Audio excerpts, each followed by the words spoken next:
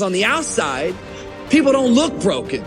You don't see bruises and you don't see scratches and you don't see scrapes and people don't walk around in a big cast. And so you can't tell with the naked eye. The problem is that there's a malfunction on the inside.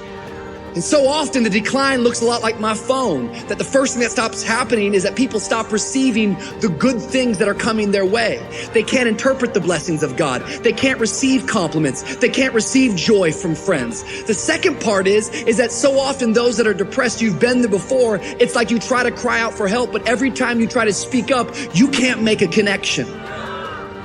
So many times, depression, what it feels like is this, that I'm so afraid to share what's going on the inside because I'm afraid it might destroy you. So what I do is I bury it on the inside of myself only to destroy myself. It's okay to not be okay. It's just not okay to stay that way. We've got to fight back tonight. We've got to remove the stigma. We got to get healthy. Tonight, I got one mission, and I'm being serious, but I got one mission, and my one mission is to try to push people tonight that are struggling alone, to push you into community, that you would speak up and you would let somebody know, I'm not okay. Or the one thing I know about emotions is that they change. 1 hour from right now, you will not feel the same way. And I want to encourage you tonight that you might be in your darkest moment. You might be going through hell and high water, but I want to prophesy over your life. It is always too soon to quit. You have a reason to live. God declares your best days are in front of you. We love you. Life is short. It's too short to live depressed. It's too short to live anxious. And it's too short to struggle every day with thinking about taking your life. I want to challenge you tonight to get up, that you're not quitting tonight, that one day it is appointed unto all men to die, but that is God's responsibility, not mine. And so I don't know who I'm preaching to tonight, but I want to say to you, get up.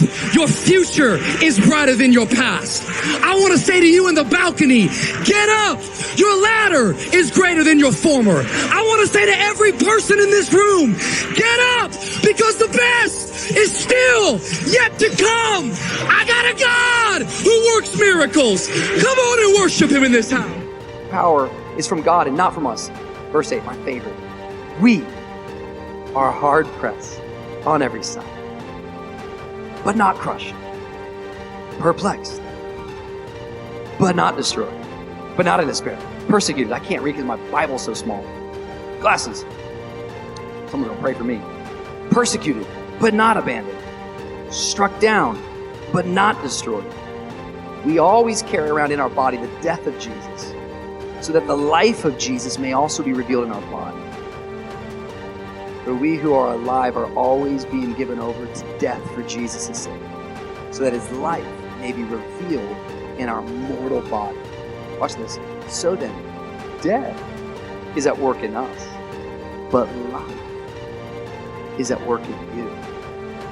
Golly, I love that. I love that. I love that. I love that for ministers of the gospel, for leaders in God's house. And I want to take a few moments. I'm not going to preach long, but I got a word on my heart. And I just shared a version of it to our staff last week at our staff retreat. Tell you what, our staff, I think, is in the healthiest place it's ever been. They came back ready to storm hell with a water gun. So they're fired up. And I want to talk tonight on the subject. The struggle has its purpose. The struggle has its purpose. It's a word for some people in the room.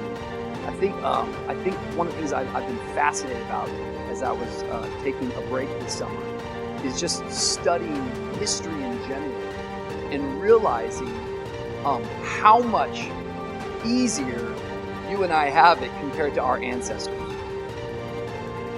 Is that okay to say? Life,